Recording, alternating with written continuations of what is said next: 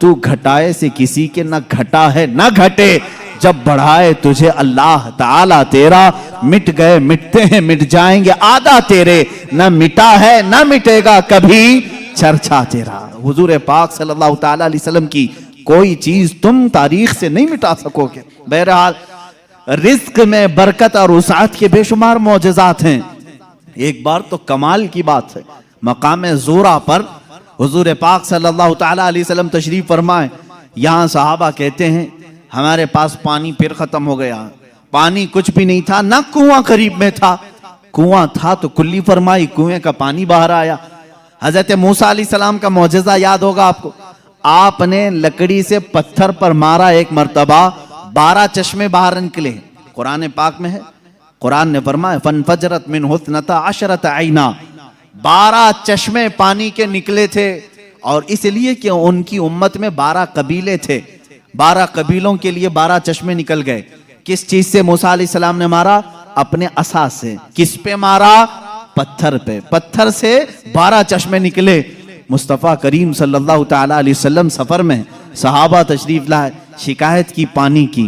अल्लाह अल्लाह, मैं यहाँ पर अकीदे पर कुर्बान जाऊं सहाबा के, उनसे क्यों नहीं कहते पानी बरसाना पानी देना अल्लाह का काम है। वो सहाबा हुजूर के पास बार बार क्यों आ जाते थे? खाना नहीं है तो हुजूर के पास, पानी नहीं है तो हुजूर के पास, बीमारी है तो हुजूर के पास। इसलिए कि उन्हीं सहाबा का अकीदा बरेली के इमाम ने लिया है, जिनका कहना था शाफियो नाफी हो तुम, वाफियो काफी हो तुम, दर्द को कर दो दवा, तुम पे करोड़ों दुरूद, आंख अता कीजिए उसमें जिया दीजिए, जलवा करीब आ गया तुम पे करोड़ों दुरूद। वो मांगने के लिए आते थे मेरे आका सल्लल्लाहु अलैहि वसल्लम की बारगाह में, और जिन्होंने कहा रसूलुल्लाह से मांगना हराम है, माअज़ल्लाह रब्बिल आलमीन, उनको अल्लाह ताला ने ऐसों का मोहताज बनाया, दर दर की ठोकरें खाते हुए आज भी जलील खार है।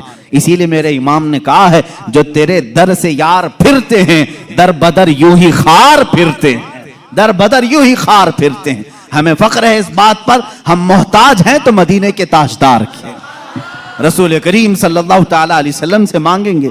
इसलिए मांगते हैं कि रब है मोती ये है कासिम, रिज़्क़ उसका है खिलाते ये हैं, रिज़्क़ उसका है खिलाते ये हैं। हम खालिक समझकर, हम रसूलुल्लाह को राज़िक समझकर नहीं जा रहे हैं, बल्कि वो रज़्ज़ाक़ हकीकी के नायब हैं। इसीलिए आला हज़रत फाज़िल बरेलवी ने फरमाया है कि रब है मोती ये है कासिम, रिज़्क़ उसका है खिलाते ये हैं। बखुदा खुदा का यही है दर, नहीं और कोई मफर मखर, जो वहां से हो यहीं आके हो, जो यहां नहीं तो वहां नहीं। यह आला हज़रत ने फरमाया। बहरहाल रसूल करीम सल्लल्लाहु ताला अलैहि वसल्लम के पास अब सहाबा आए पानी की शिकायत लेकर के। पानी यहां पर भी नहीं है।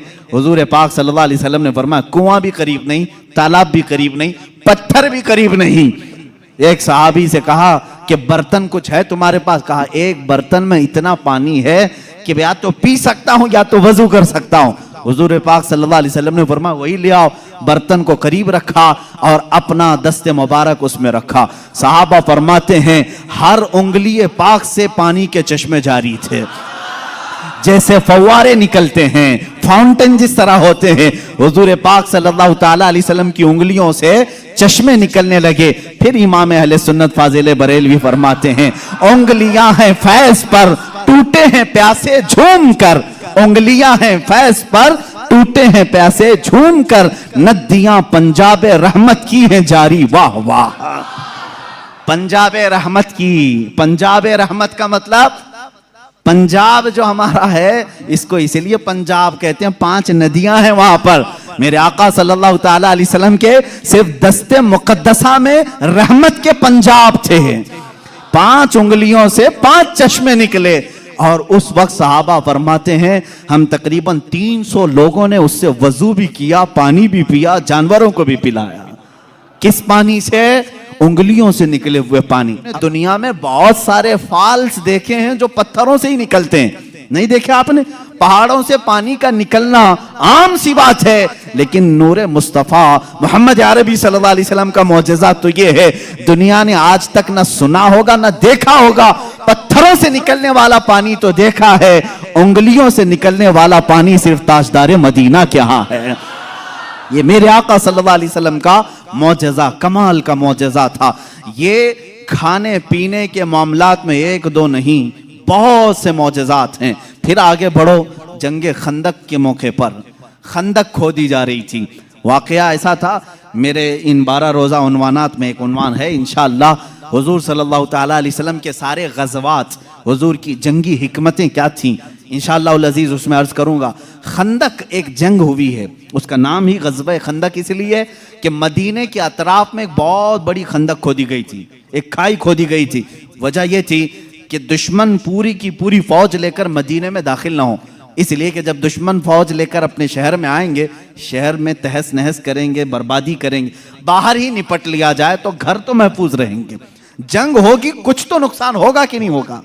जैसे देख नहीं, इराक तबाह हो गया, शाम तबाह हो गया। यही जंग अगर अमेरिका में होती तो क्या वो बचा होता? जहां जंग होती वहां के घर उजड़ जाते। मदीना तैयबा से बाहर जंग के लिए खंदक खोदी गई। अब ये खंदक खोदने में काफी दिन लग गए।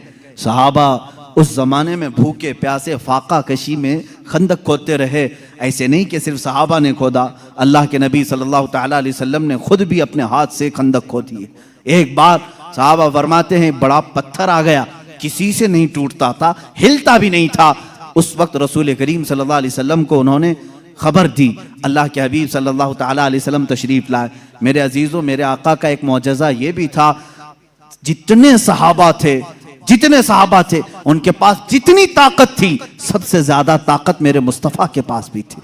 हुजूर पाक सल्लल्लाहु ताला अलैहि वसल्लम ने अपने जमाने के नामवर पहलवान अबू दुजाना या कुछ और नाम है मैं भूल रहा हूं, हुजूर सल्लल्लाहु ताला अलैहि वसल्लम ने उसके साथ कुश्ती लड़ी, जिसको पूरे अरब ने कभी नहीं पछाड़ा था। 3 मरतबा हुजूर पाक ने उसको पीठ लगा दिया था। हुजूर अकरम सल्लल्लाहु ताला अलैहि वसल्लम अपने हाथ में कुदाल लेकर के उस पत्थर को निकालने आए। एक उस पर मारी ज़रब, चिंगारी उछली और रोशनी आई। अल्लाह के हबीब सल्लल्लाहु अलैहि वसल्लम ने फरमाया अल्हम्दुलिल्लाह। दूसरी मारी, फिर कहा अल्हम्दुलिल्लाह। तीसरी मर्तबा वो पत्थर टूटकर टुकड़े हो गया, निकल गया। सहाबा ने पूछा कि हुजूर, हर आपने पत्थर पर जब भी कुदाल मारी चिंगारी निकली, आपने जुबान से कुछ कहा? कहा जब पहली मर्तबा मैंने कुदाल मारी, मैंने देखा ईरान फतह हो चुका है। कुदाल यहां मदीने में मारी जा रही है और खबर ईरान के फतह होने की दी जा रही। दूसरी कुदाल मारी, हुजूर पाक सल्लल्लाहु ताला अलैहि वसल्लम ने फरमाया यमन फतह हो चुका है। बाज रिवायात में अलग अलग मुल्कों के नाम मुझे मिले। बहरैन के महल्लात को फतह होते हुए मैंने देखा। हुजूर अकरम सल्लल्लाहु ताला अलैहि वसल्लम ने 3 ज़रबों में उस पत्थर को ख़त्म कर दिया और उसी वक्त ईरान के, मुल्क रोम के और बहरैन के फतह होने की बशारतें दी।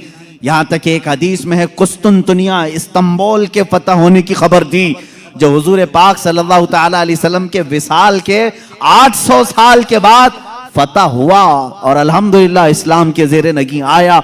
जहां जहां की खबरें हुजूर ने दी थी, सब मुल्क फतह हुए। आज भी वो दायरा इस्लाम में है, आज भी मुसलमानों के ज़ेरे नगी हैं। अब यहाँ पर जो मौजज़ा हुआ, एक तो पत्थर का टूटना और गैबी खबरें देना, दूसरी बात हज़रत जाबिर रज़ियल्लाहु ताला अन्हु एक अजीज सहाबी थे। वो आते हैं अपनी बीवी से कहते हैं, मैं देख रहा हूँ अल्लाह के नबी सल्लल्लाहु अलैहि वसल्लम पेट पर पत्थर बांधे हुए। क्यों बांधा जाता था उस वक्त? इसलिए कि पेट अगर ढीला रहे, भूख की शिद्दत से बार बार ख्वाहिश खाने की होती रहे, उसको टाइट कर लिया जाए तो बार बार भूख न लगे। ये उस वक्त मामूल रहा होगा। अल्लाह के नबी सल्लल्लाहु अलैहि वसल्लम ने भी अपने पेट पर पत्थर बांधे। हज़रत जाबिर कहते मुझसे देखा नहीं जा रहा है, इस हालत में मेरे आका काम भी कर रहे हैं। जाबिर रज़ियल्लाहु ताला अन्हु का घर वहाँ से करीब था, खंदक के। उनकी बीवी से उन्होंने कहा कुछ खाने को हो तो बना दो। उन्होंने कहा घर में थोड़ा सा आटा है, जौ का आटा है, उसकी चंद रोटियां बनेंगी, 4 या 5 रोटियां बनेंगी, और एक बकरी का बच्चा है, 6 महीने का होगा, बस इतना है। कितने लोग खा सकते हैं आप ही देखें। कहा इतना ही ज़बह कर, मैं रसूल पाक सल्लल्लाहु अलैहि वसल्लम को, हज़रत अबू बकर को, हज़रत उमर को, और मैं रहूंगा, मेरे घर वाले रहेंगे, खिला देंगे। वो आए, कान में आकर के हुजूर से कहा या रसूल अल्लाह सल्लल्लाहु ताला अलैहि वसल्लम, घर में एक छोटा सा बकरी का बच्चा है, हमने ज़बह किया है, थोड़ा सा आटा है, आप अबू बकर उमर घर पर तशरीफ लाएं। अल्लाह के नबी सल्लल्लाहु अलैहि वसल्लम ने दावत कबूल कर ली। कहा जाबिर जाओ तुम खाना बनाओ, लेकिन जब तक मैं ना आऊं हांडी चूल्हे से ना उतारो और रोटियों के टुकड़े ना करो। हुजूर पाक सल्लल्लाहु अलैहि वसल्लम की ये बात सुन करके वो जाने लगे थे, अभी हुजूर ने पलट कर जितने सहाबा थे कहा, ए मेरे सहाबा, जाबिर के घर में सबकी दावत है, चलो।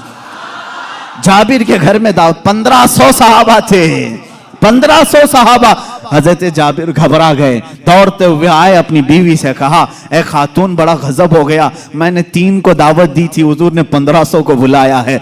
उनकी शरीक हयात एक सहाबिया थी, तवक्कुल के आला दर्जे पर थी, पूछती हैं, ए जाबिर आपने बुलाया है या रसूलुल्लाह ने बुलाया है? हजरत जाबिर कहते मैंने किसी को नहीं बुलाया, रसूलुल्लाह ने बुलाया है। कहते फिर फिक्र छोड़ो, जिन्होंने बुलाया वही खिलाएंगे, जिन्होंने बुलाया वही खिलाएंगे, हमको इस बात की क्या फिक्र है, हमें तो खाना बनाना है, वो आएंगे, जिसको उन्होंने दावत दी वो खिलाएंगे। हमने 3 को दावत दी, हम 3 को खिलाएंगे, रसूल ने जितनों को दावत दी वो उनको खिलाएंगे।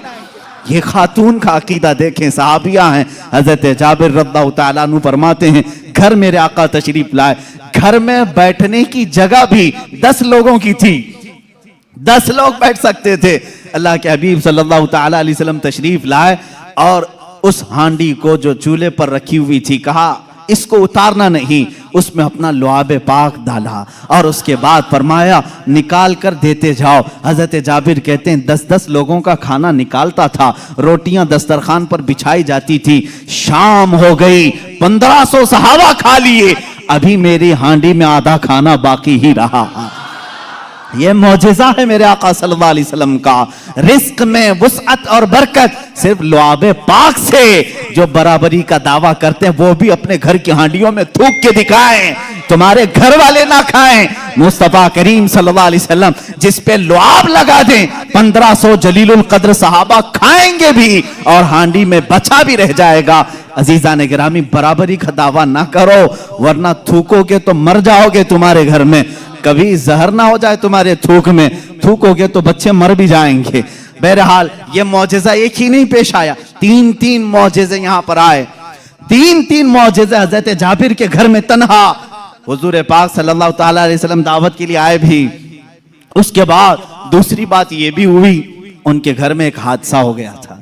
उनके घर में हादसा ये हुआ, बकरी को ज़बह किया था बाप ने, हजरत जाबिर ने, उनके 2 बच्चे थे, दोनों बच्चों ने देखा और बड़े बच्चे ने छोटे बच्चे को बुलाया, आ मैं तुझे दिखाता हूं अब्बा बकरी को ज़बह कैसे कर रहे थे। छुरी लिया और छोटे बेटे को ज़बह कर दिया, गला काट दिया और जैसी खून निकलने लगा, मां ने देखा, घबराई, बच्चे को पकड़ने के लिए कि चाकू उसके हाथ में थी, वो दौड़ता हुआ छत पर चढ़ा और पांव फिसला, छत से गिरा, नीचे गिरते ही सर पर चोट आई, वहीं फौत हो गए। एक साथ 2 बच्चों का इंतकाल किस वक्त, जिस वक्त हुजूर की दावत घर में हो रही। हजरत जाबिर को मालूम नहीं था, वो खाना बनाने का हुक्म देकर चले गए थे, यहां दोनों बच्चे फौत हो चुके थे। लेकिन उस वफा शियार खातून के जज्बे को हजारों सलाह, दोनों बच्चों की लाशों को उठाई, घर के एक कोने में लेकर आई और उन पर चादर डाल दिया। कहा आज मैं न रोऊंगी न चीखूंगी, इसलिए कि मेरे घर रसूल खुदा तशरीफ ला रहे हैं, मैं अपने गम को उस दावत पर भारी होने नहीं दूंगी। मेरे अजीज, किसी माँ का कलेजा अगर बर्दाश्त कर सकता है अपने बेटे की मौत का गम, तो मुझे बताओ दुनिया की कोई ऐसी औरत। ये वो औरतें थी जिनके मुतालिक कुरान ने कहा रदियल्लाहु अन्हुम व रदू अन, अल्लाह इनसे राजी हो गया और ये अल्लाह से राजी हैं। ये खातून चादर ओढ़ा करके दोनों बच्चों की लाश पर रखी हुई हैं। मेरे आका सल्लल्लाहु अलैहि वसल्लम जिस वक्त घर में आए, खाने के लिए दस्तरखान पर जब बैठे, आपने लुक़मे उठाए, उसके बाद हजरत जाबिर से कहा, जाबिर तुम्हारे बच्चे नहीं दिखते, कहाँ हैं? वो बीमार थे। बीवी से आकर के कहा, खातून कहाँ हैं बच्चे? खातून ने कहा वो सो रहे हैं, वो सो रहे हैं, आप जाएं, हुजूर पाक सल्लल्लाहु अलैहि वसल्लम के साथ बैठे हैं। वो आए, कहा हुजूर वो आराम कर रहे हैं, सो रहे हैं। हुजूर पाक सल्लल्लाहु अलैहि वसल्लम ने फरमाया जाओ उनको ढूंढ लाओ। दोबारा आए, खातून से कहा कि बच्चे कहाँ हैं? कहा आपको मालूम था वो बीमार थे। कहाँ वो बीमार थे? कहा अब वो बहुत अच्छी नींद में सोए हुए हैं, नहीं उठेंगे। खातून ये कह रही हैं, अपने शोहर को तक जाहिर नहीं किया। हजरत जाबिर दोबारा तीसरी बार मेरे आका सल्लल्लाहु अलैहि वसल्लम ने फरमाया, जाबिर मुझे अल्लाह का हुक्म है कि मैं तेरे बेटों के साथ खाऊं। हुजूर पाक सल्लल्लाहु अलैहि वसल्लम दस्तरखान से उठ गए, खाना रखा हुआ था, अंदर खुद चल करके आए, खुद पूछा कि कहाँ सो रहे हैं, मुझे भी दिखा दो। हजरत जाबिर की खातून जो थी, बीवी थी, वो उस कमरे में ले गई, लाशों पर से चादर उठाया।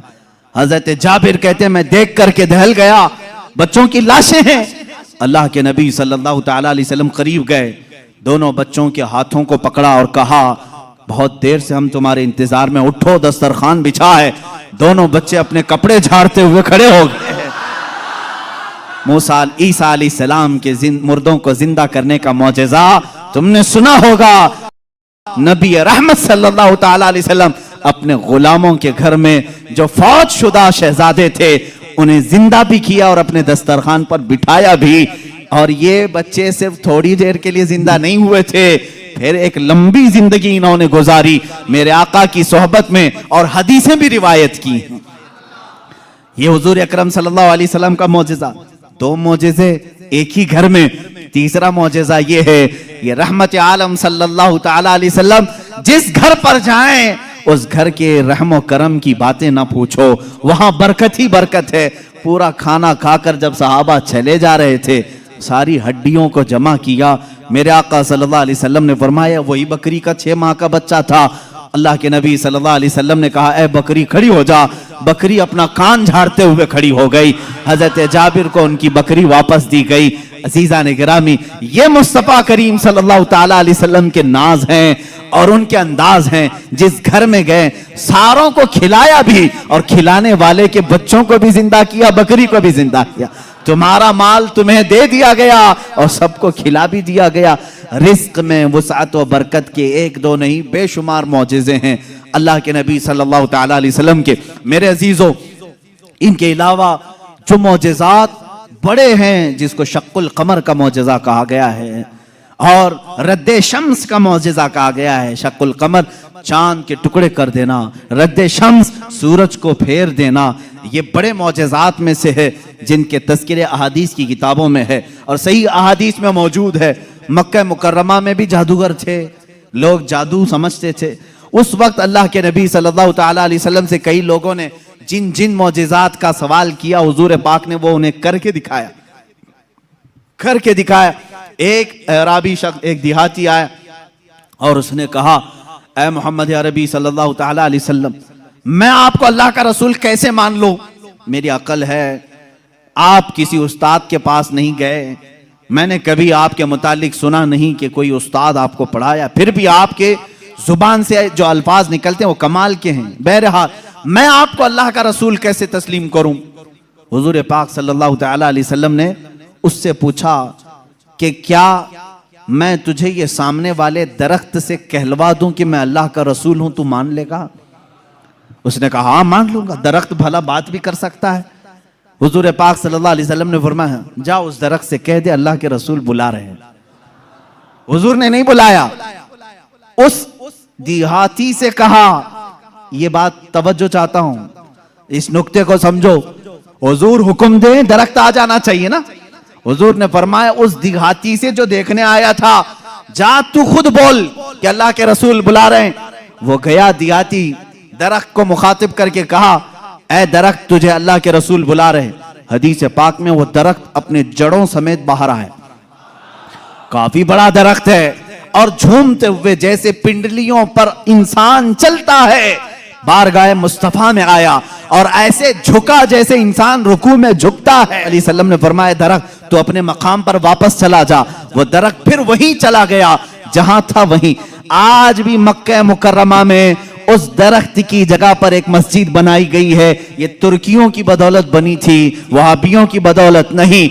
उस मस्जिद को मस्जिद शजरा कहते हैं, दरख्त वाली मस्जिद। उस देहाती ने बाद में कहा ऐ अल्लाह के रसूल, जब दरख्त आपको अल्लाह का रसूल मानते हैं और सजदा करते हैं, उनसे ज्यादा हक तो इंसानों का है। मैं सजदा करूं आपको, मैं अल्लाह का रसूल मानूं। अल्लाह के नबी ने फरमाया, अल्लाह ने अपने अलावा किसी और के लिए सजदा हलाल नहीं किया, सजदा सिर्फ अल्लाह का होगा।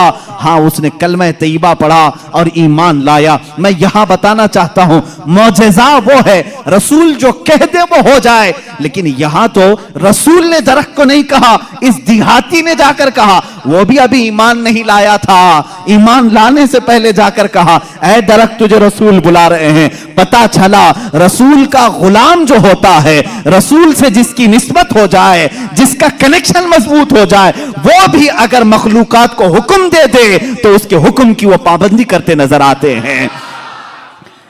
इन मौजज़ात को उन्होंने देखा, दरख्त का निकल करके आना, हिरन का बात करना हुजूर से, ऊंट का बात करना, भेड़िए का गुफ्तगू करना, ये मक्का वालों ने सुना भी है। फसी अरबी जुबान में एक भेड़िया गुफ्तगू कर रहा था मक्का में। एक आदमी ने, मक्के वाले ने देखा भेड़िया गुफ्तगू कर रहा है अरबी में, उसका शिकार इसने छीन लिया था। उसने कहा, अल्लाह ने जो मुझे रिस्क दिया तूने छीन लिया। इसने पलट करके कहा, क्या जानवर भी अरबी बोलते हैं? उस भेड़िए ने जवाब क्या दिया सुनिए। उस भेड़िए का जवाब वो आशिक रसूल होगा।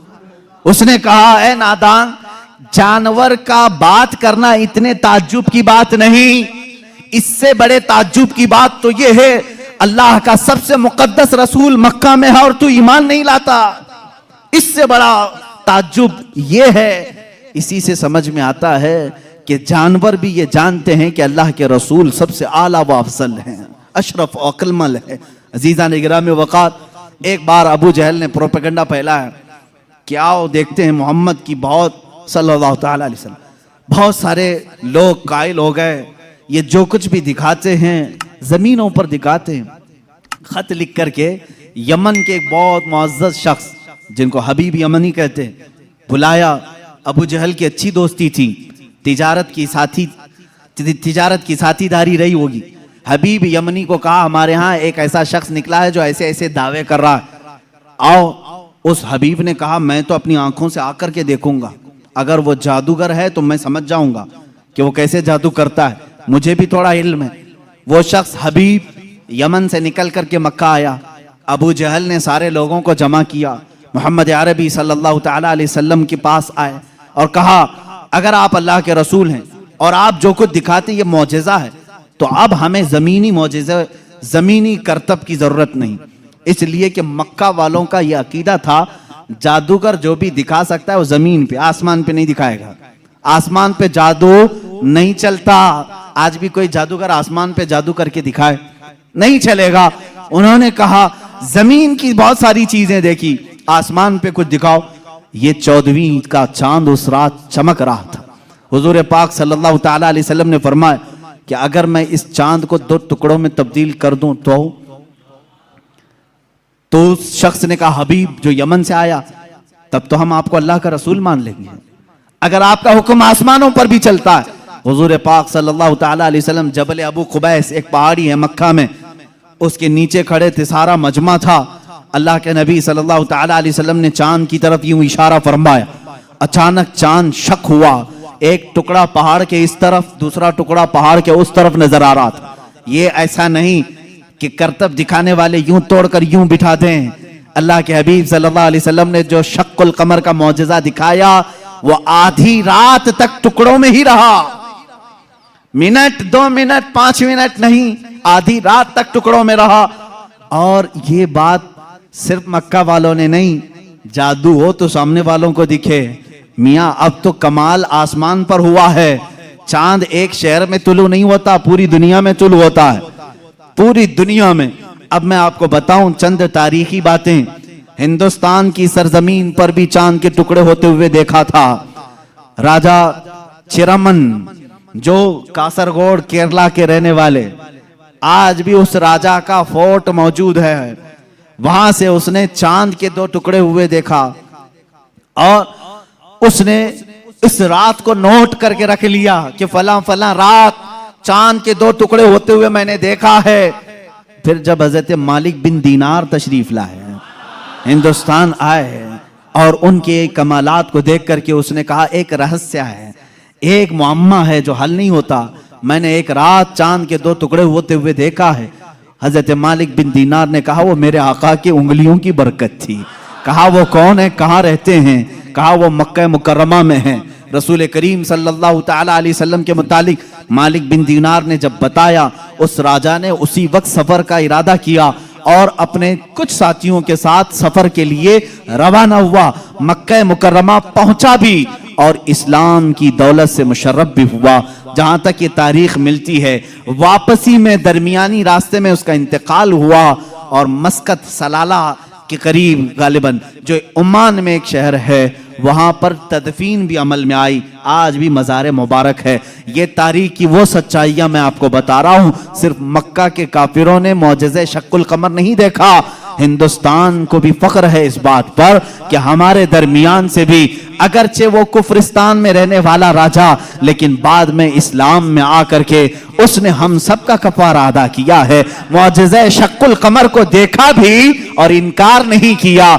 इससे ये मालूम होना चाहिए हिंदुस्तानी वो हो जो मेरे आका के मौजज़ों को देखे तो इनकार ना करे, बल्कि ईमान लेकर के आए और सहाबा के नक्शे कदम पर चले। यह हकीकी हिंदी होने की दलील भी है। जो हिंदुस्तानी मुसलमान है वो हुजूर के इल्म गैब का इनकार ना करे। सहाबा ने इनकार नहीं किया था। सहाबा ने नहीं कहा था पीठ पीछे की खबर नहीं है। जीज़ान गिरामी वक़ार, अब रसूल करीम सल्लल्लाहु ताला अलैहि वसल्लम के मौजज़े शक्कुल कमर को जो होते हुए हबीब यमनी ने सामने देखा। अच्छा, और एक दूसरी तारीख, चीन में, चाइना में आज भी एक जगह है, एक मस्जिद है जहां पर इबारत तहरीर लिखी हुई है। हमारे पास उसकी एक तस्वीर लाई थी और जिन लोगों ने वहां विजिट किया है उन्होंने भी बताया कि वहां पर तारीख लिखी हुई है चाइना में कि आज की वो रात है कि यहाँ के इलाके वालों ने आसमान पर चांद के 2 टुकड़े होते हुए देखा है। जबकि चाइना में इस्लाम कहाँ आया था? उस वक्त कोई इस्लाम और ईमान वाला नहीं था। उसके बावजूद लोगों ने जो देखा वह दीवार पर लिखा हुआ है।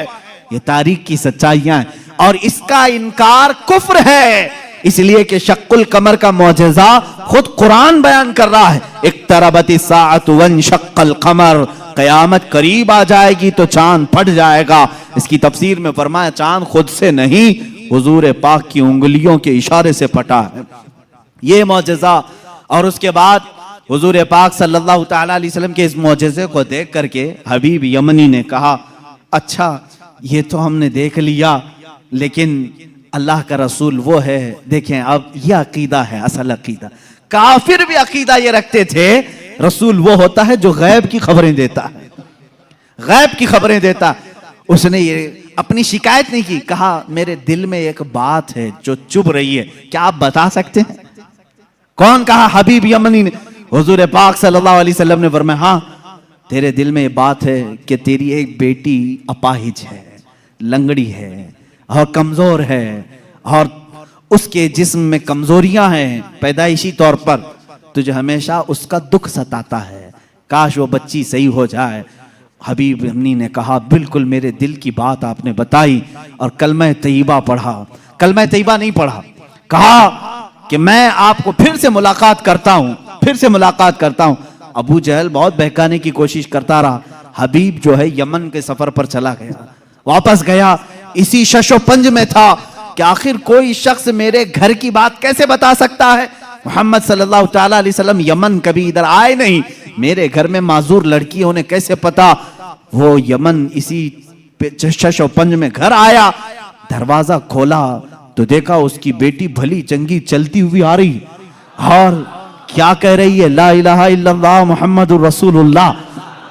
हबीब घबरा गया, कहा ए खातून, ए मेरी बेटी, ये तू भली चंगी कैसे हो गई और तेरी जुबान पर ये कलमा कैसे आया? वो कहती है, आज से चंद रोज कबल मैं रात के वक्त आराम कर रही थी बिस्तर पर, दर्द शिद्दत का था, इसी असना में मैंने घर के दीवार पर, घर के दरवाजे से एक नूरानी शक्ल के बुजुर्ग को आते हुए देखा। कहा वो कैसे थे? कहा उनकी आंखें ऐसी थी गुलाबी रंगत वाले चेहरे के, जिनकी भवें मिली हुई थी, जुल्फें कंधों तक लटक रही थी, अमामे का शिमला इस तरह था, पूरा हुलिया मेरे आका का वो बताने लगी। कहा उन्होंने आकर के मुझ पर दम किया और मेरा जिस्म सही सलामत हो गया। और उन्होंने कहा ऐ बच्ची तू ये कलमा क्यों नहीं पढ़ती, अनकरीब तेरा बाप भी पढ़ेगा। मैंने कलमा पढ़ लिया। वो कहता है हबीब यमनी, ऐ खातून तुम मुझसे पहले पहुंच गई, अब मैं घर में नहीं वापस मक्का जाता हूं। वापस आया और दारे इस्लाम में दाखिल हुआ। अबू जहल को कोसने लगा और कहा ऐ जालिम, तूने जादूगर कह करके बुलाया था, मोहम्मद के मुतालिक क्या क्या प्रोपेगेंडा फैलाया था। और अबू जहल से कहा बात तो अच्छी ही है तेरी, तूने जादू दिखाने के लिए बुलाया था, लेकिन मैं तो ईमान का सरिश्तकार हो गया, मैं ईमान के पैखर में ढल गया। अल्लाह का एहसान है मेरे अजीजों, ये मेरे आका सल्लल्लाहु तआला अलैहि वसल्लम का एक मौजिजा दिखाने के लिए लोगों ने कहा 3-3 मौजिजे उस वक्त दिखाए, चांद के टुकड़े भी किए, उसकी बेटी के घर में उसको सेहत भी दिया और फिर उसको ईमान की दौलत से भी नवाजा। अजीजा ने गिरामी, हुजूर अकरम सल्लल्लाहु तआला अलैहि वसल्लम के जो कमालात और मौजज़ात इल्मे गैब से मुताल्लिक हैं, वो तो एक अलग टॉपिक है। मेरे आका क्या क्या जानते थे, क्या क्या नहीं जानते थे, ये हम सबको कहना ही नहीं चाहिए। पहली बात, तुम होते कौन हो हुजूर का इल्म नापने वाले? तुम ये कहोगे हुजूर को ये नहीं मालूम था, ये नहीं मालूम था, ये नहीं मालूम था, तुझे क्या क्या मालूम है? अल्लाह के हबीब सल्लल्लाहु तआला अलैहि वसल्लम के मुतालिक बाज लोग कहते हैं हुजूर ये नहीं जानते थे, हुजूर ये नहीं जानते थे। जालिमों, जरा अपने इल्म की खैर मनाओ, अपने ईमान की खैर मनाओ कि अल्लाह के नबी सल्लल्लाहु अलैहि वसल्लम को कुरान कह रहा है वअल्लमका मा लम तकुन तअलम, ऐ रसूल हमने आपको वो सब सिखा दिया जो आप नहीं जानते थे।